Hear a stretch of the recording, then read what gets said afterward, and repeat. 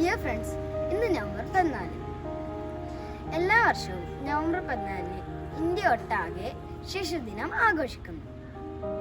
ഇന്ത്യയുടെ ആദ്യ പ്രധാനമന്ത്രി ജവഹർലാൽ നെഹ്റുവിൻ്റെ സ്മരണയ്ക്കാണ് അദ്ദേഹത്തിൻ്റെ ജന്മദിനം നാം ശിശുദിനമായി കൊണ്ടാടുന്നു. കുട്ടികളെ ഏറെ സ്നേഹിക്കുന്ന വ്യക്തിയായിരുന്നു അദ്ദേഹം. സ്നേഹപൂർവ്വം എല്ലാവരും അദ്ദേഹത്തെ ചാച്ചാ നെഹ്റു എന്ന് വിളിച്ചു. ഇന്നത്തെ കുട്ടികളാണ് നാളത്തെ ഇന്ത്യയെ രൂപപ്പെടുത്തുക. നമ്മൾ അവരെ വളർത്തുന്ന രീതിയാണ് നമ്മുടെ രാജ്യത്തിൻ്റെ ഭാവി നിർണ്ണയിക്കുക എന്ന് പറഞ്ഞത് നെഹ്റു ആണ്.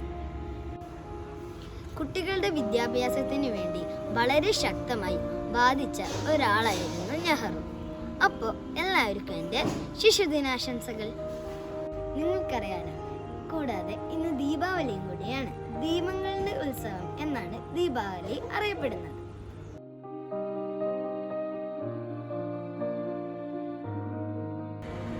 വിളക്ക് കത്തിച്ചും പടക്കം പൊട്ടിച്ചുമാണ് നമ്മൾ ദീപാവലി ആഘോഷിക്കുന്നത്. തിന്മയ്ക്ക് മേൽ നന്മ നേടിയ വിജയമാണ് ദീപാവലി. ദീപാവലി ആഘോഷത്തിന്റെ ഐതിഹ്യത്തിന്റെ പിറകെ നിരവധി കഥകളുണ്ട്.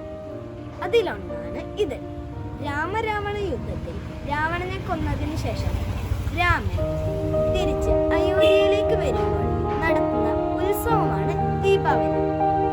അപ്പൊ നിങ്ങൾക്ക് എൻ്റെ വക ദീപാവലി ആശംസകൾ.